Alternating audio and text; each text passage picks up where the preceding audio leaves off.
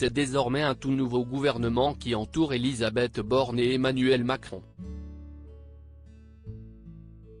Le président de la République a renouvelé sa confiance à sa première ministre, lundi 17 juillet, avant de procéder à des changements conséquents parmi les ministres qui l'entourent. Ce jeudi 20 juillet a effectivement été marqué par un nouveau remaniement.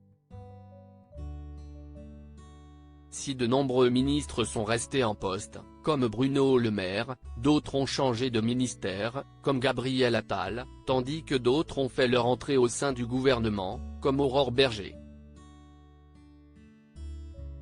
D'autres encore ont tout simplement quitté leur poste, comme Marlène Schiappa.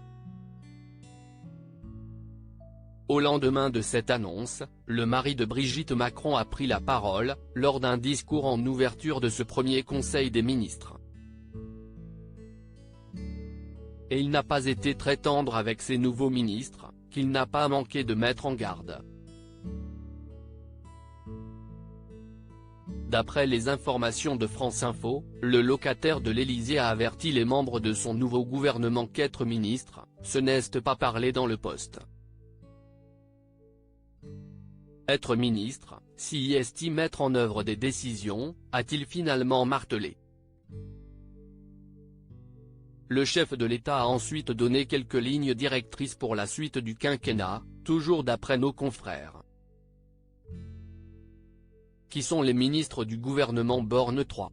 Une ambiance bizarre durant le Conseil des ministres. Si Emmanuel Macron s'est montré ferme durant son discours, ce n'est pas l'unique sentiment qu'ont retenu les ministres présents sur place.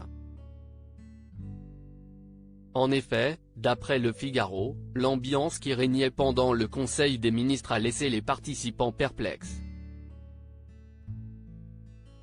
L'ambiance était bizarre, pas la joie, a révélé l'une des personnalités ayant assisté à la réunion. Évidemment, tous les ministres qui pensaient partir et tous ceux qui ont été nommés étaient soulagés d'y être, mais avec le sentiment que le remaniement n'était pas terminé, qui flottait encore dans la salle, a révélé la même source au journal. Les nouveaux membres du gouvernement redoutent-ils quelque chose ? Article écrit en collaboration avec 6 médias.